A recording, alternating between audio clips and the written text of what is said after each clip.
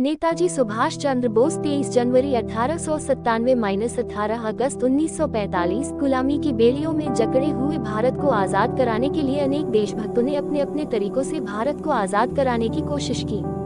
किसी ने क्रांति के मार्ग को अपनाया तो किसी ने अहिंसा और शांति के मार्ग को, पर दोनों मार्गों के समर्थकों के संयुक्त प्रयासों से ही भारत की आजादी का मार्ग निर्धारित हुआ। भारत की आजादी के लिए संघर्ष करते हुए अनेक क्रांतिकारी भारतीय शहीद हुए। ऐसे ही महान क्रांतिकारी भारतीय स्वतंत्रता सेनानी थे सुभाष चंद्र बोस, एक ऐसा व्यक्तित्व जिसने अपने कार्यों से अंग्रेजी सरकार के छक्के छुड़ा दिए। इन्होंने अपने देश को आजाद कराने के लिए की गई क्रांतिकारी गतिविधियों से ब्रिटिश भारत सरकार को इतना ज्यादा आतंकित कर दिया कि वो बस इन्हें भारत से दूर रखने के बहाने खोजती रहती।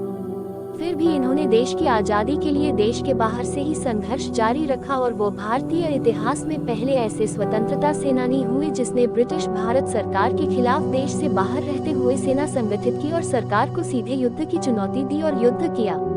इनके महान कार्यों के कारण लोग इन्हें नेताजी कहते थे। सुभाष चंद्र बोस से संबंधित प्रमुख तथ्य: पूरा नाम सुभाष चंद्र बोस, अन्य नाम नेताजी, जन्म 23 जनवरी 1897, जन्म स्थान कटक उड़ीसा, माता पिता प्रभावती जानकीनाथ बोस, प्रसिद्ध वकील, पत्नी एमिली शिंकल, बच्चे इकलौती पुत्री अनीता बोस, अन्य करीबी संबंधी शरद चंद्र बोस, बड़े भाई विभावती, भाभी शिशिर कुमार बोस, भतीजा, शिक्षा मैट्रिक 1912 से 13, इंटरमीडिएट 1915, बीए